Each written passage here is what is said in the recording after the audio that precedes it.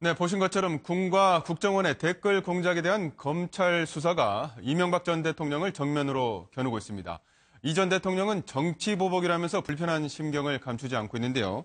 자세한 내용 박창환 장한대 교수와 함께 알아보도록 하겠습니다. 어서 오십시오. 네, 안녕하십니까.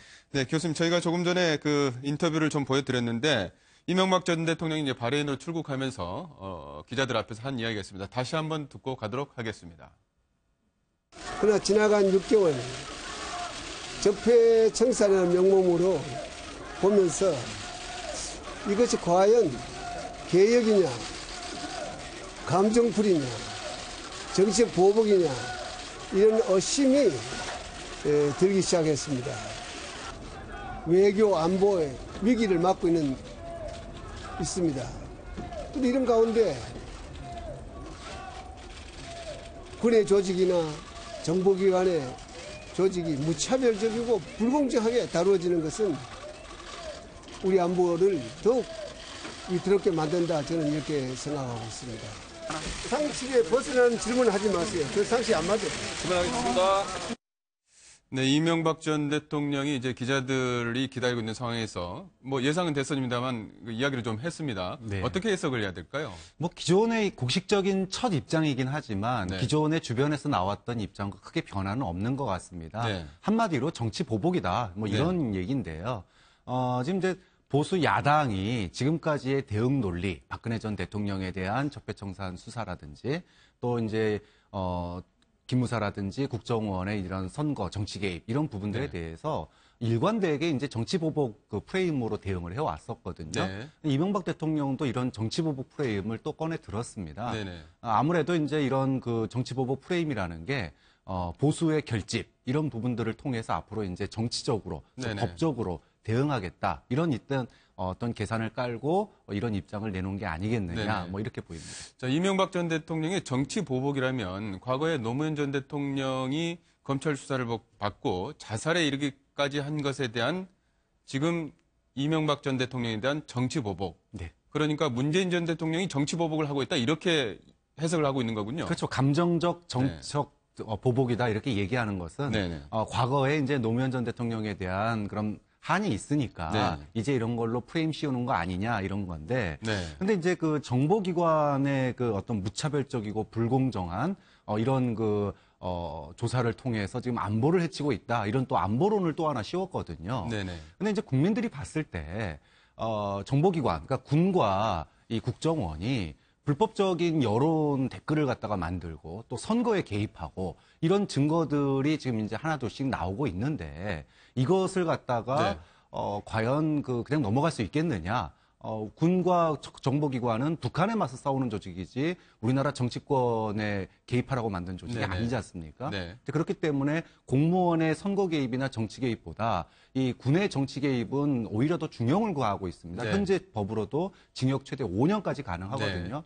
이런 사안에 대해서 뭐라 그럴까 좀 손바닥으로 해를 가리다 보니까 이게 손바닥이 해인 줄 착각하는 거 아니냐. 네네네. 좀 이런 그 느낌마저 좀 듭니다. 네, 알겠습니다. 일단 같은 날 이동관 전 청와대 홍보수석도 이명박 전 대통령의 어떤 의견에 좀 더 보충적으로 기자들에게 이야기를 했는데 일단 한번 들어보도록 하겠습니다. 지금 그 검찰에서 발표하는 것만 쫓아다니다 보니까 잘 모르고 계신 부분, 잊고 계신 부분이 있는 것 같아요. 지금 이미 국정원 심리 전단장 이태하 씨 공판이 진행되고 있습니다. 거기서 이미 밝혀진 일이지만 지금 문제가 된 댓글은 전체의 0.9%라는 것이 그 검찰이 제기한 그 자료에 나오는 일이고 그 중에 절반만 법원이 받아들였어요. 그러니까 0.45%의 진실입니다. 방금 그 이동관 전 청와대 홍보수석이 0.45%의 진실이다 이렇게 이야기를 했는데 이게 좀 잘못됐다 이런 이야기 지적도 나오고 있습니다. 네. 좀 이 얘기 들으면서 깜짝 놀랐습니다. 이 0.9%만 정치 댓글이었다라고 네네. 얘기하는 게 2014년 국방부 이 조사에서 나온 내용이거든요. 국방부 그 조사본부가 조사를 그렇죠. 했었죠. 근데 이 당시에 이 국방부 조사가 검찰에서 사이버사에 대한 압수수색이 있을 거다라고 하는 게 미리 이제 사이버사에 전달이 됐었고요. 전달을 했고. 그리고 네. 사이버사에서 하드디스크라든지 네. 뭐 여러 가지 그런 서버라든지. 서버라든지 이런 것들을 다 파기했다. 네네. 그러고 남은 게 지금 78만 건이었고 네. 그 78만 건 중에 0.9%가 기소된 네. 건데 네.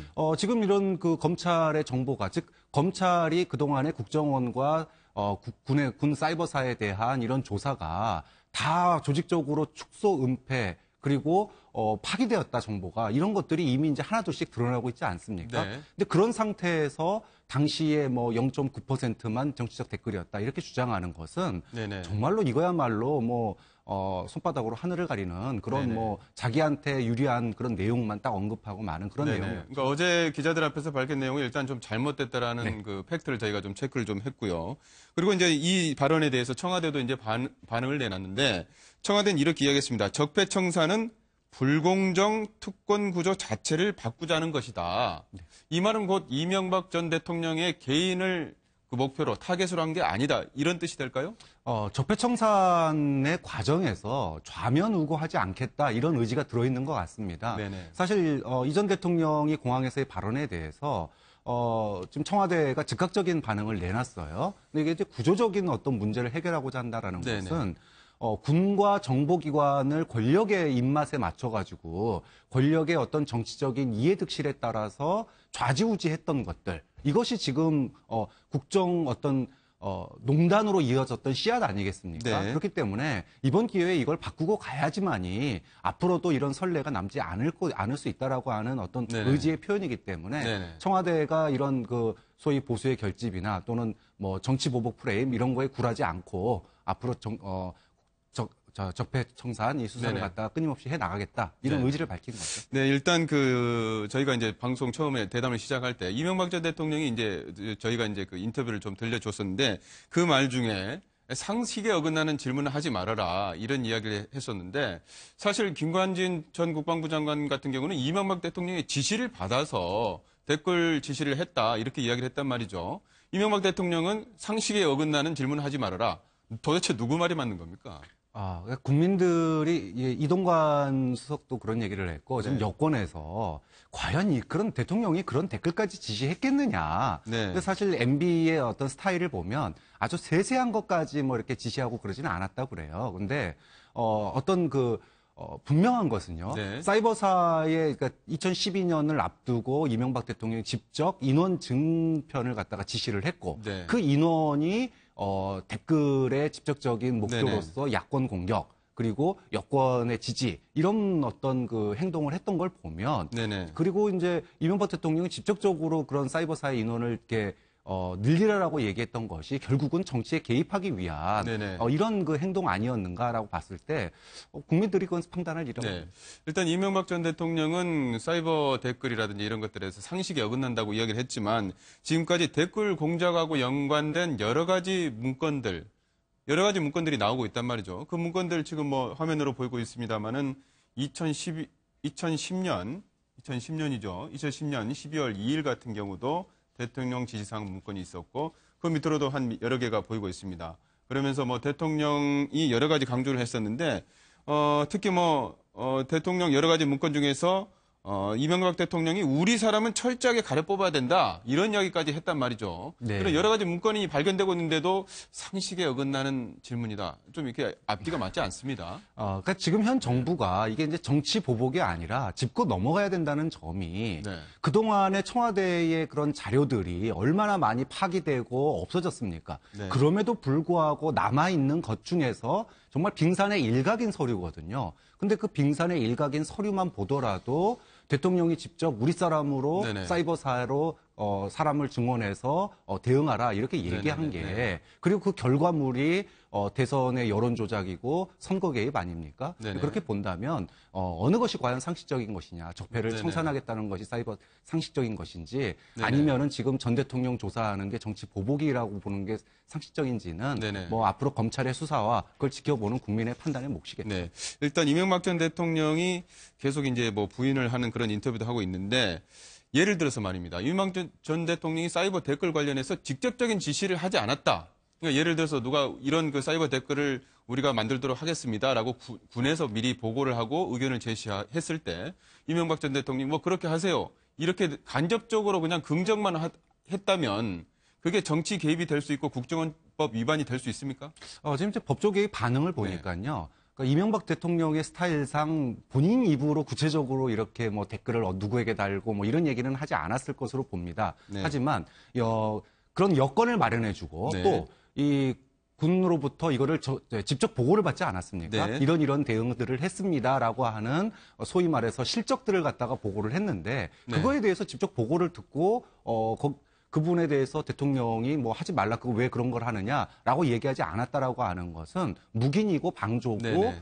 그리고 실제로 댓글 통해서 정치 개입, 선거 개입을 하고 있다는 걸 알고 있었다는 얘기거든요. 네. 근데 그렇게 보면은, 이 부분에 대해서도, 군의 어떤 정치적인 중립을 갖다가 위반한 것, 네. 이렇게 볼 수 있기 때문에, 네. 뭐 처벌이 가능하다, 이렇게 네. 보는 시각들이 많아요. 일단 처벌이 가능하다는 시각을 말씀을 해 주셨고요.